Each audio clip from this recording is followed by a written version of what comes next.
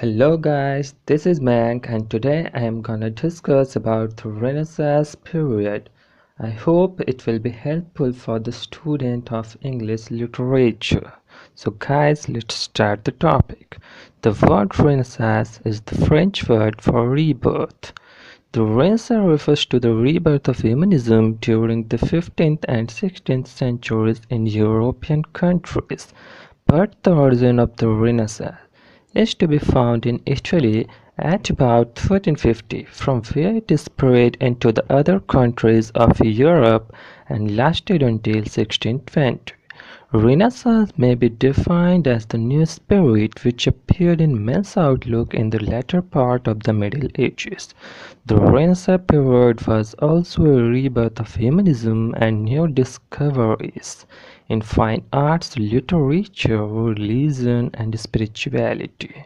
In fine arts such as Leda and the Swan, which is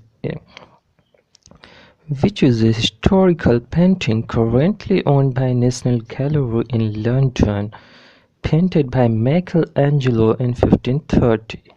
Before that in Europe, the teachings of the Church controlled man's thought, and basically the age of Queen Elizabeth I is known as Renaissance in England. For centuries, European cultures have been dead, but it was brought back to life thanks to Greek and Roman history and literatures. Now, literature of the Renaissance focused largely on religion, classic antiquity, scholarship, etc. etc. This reawakening through classical learning came to Italy in 14th century and spread to Germany, France, and England. Turkey conquered Constantinople, the capital of the Roman Empire, 1453.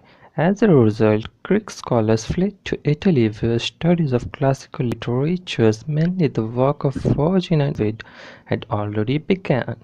Latin writers such as Catullus and Lucretius were rediscovered. Other causes of the change of Renaissance were the growth of towns, the decline of tenancy, feudalism, and the development of trade and banking.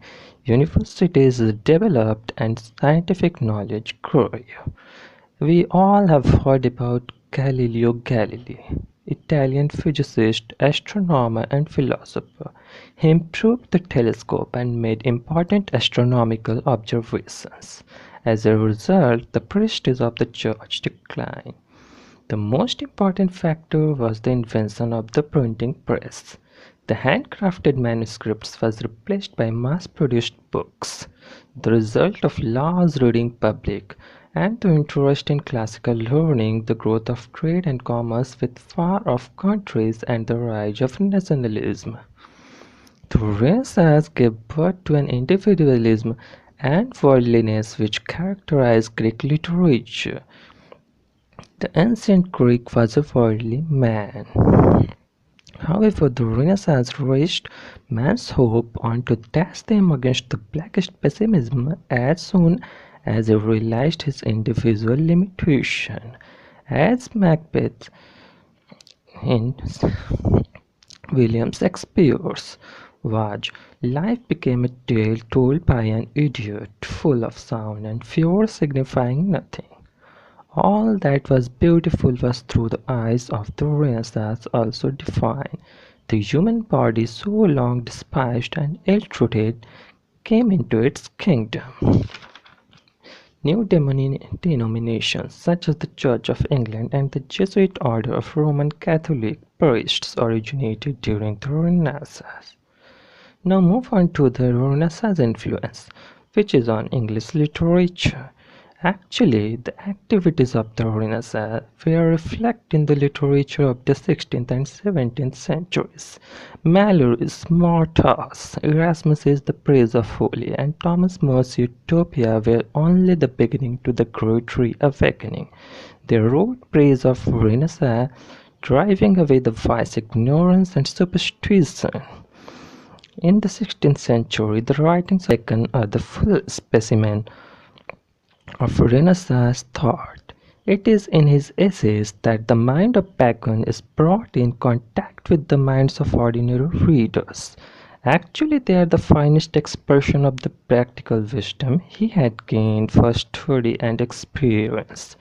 Moreover, the Elizabethan prose writers who were distinguished themselves. They were John Lyly, Robert Greene, Thomas Lodge, Sir Philip Sidney, and Thomas Nast. Some writers, such as Thomas Nast, freshened the English novel, which was suffering from sentiment, with his light-hearted humor and needy adventure of the time. The poetry of the Renaissance has all the freshness and vigor of a youthful race. Like we say, bliss was it in that dawn to be alive, but to be young was very heaven. Actually, the poetry of the age opened with Wyatt and Surrey, who gave English poetry a new voice and dignity. Wyatt was the first poet to introduce the sonnet in England. Then the sonnet became a popular style of poetry.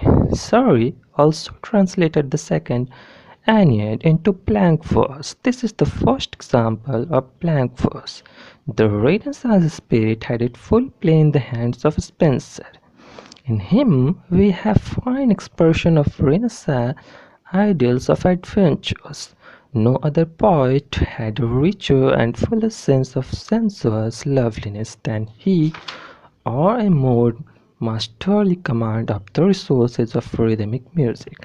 For example, the Fairy Queen. Spenser has been happily called the poet's poet. The plays of university wit show the spirit of Renaissance. Lyly's Euphues and Green's works based on Italian stories were popular among the reading public of the day. Moreover, Lyly's best-known dramas include Alexander Gambasp, probably played for the first time on New Year's Eve in 1581, and Midas in 1592. Of the university wits, Marlowe has been called the true child of the Renaissance.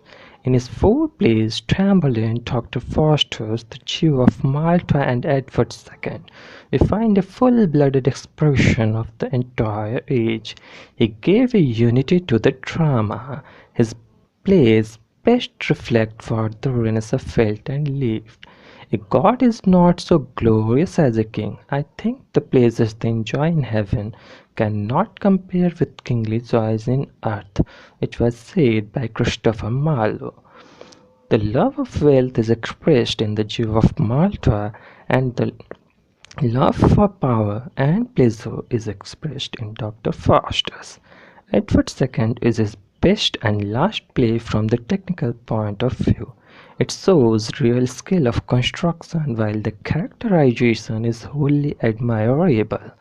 Thus, the Renaissance, in place of becoming a scholar's monopoly, was rendered a far-reaching popular mob movement.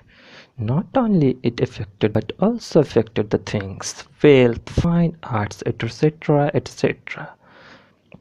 It helped in growth of English literature too much and moved it to a new direction. So guys, this was the topic for today. Hope you liked the video.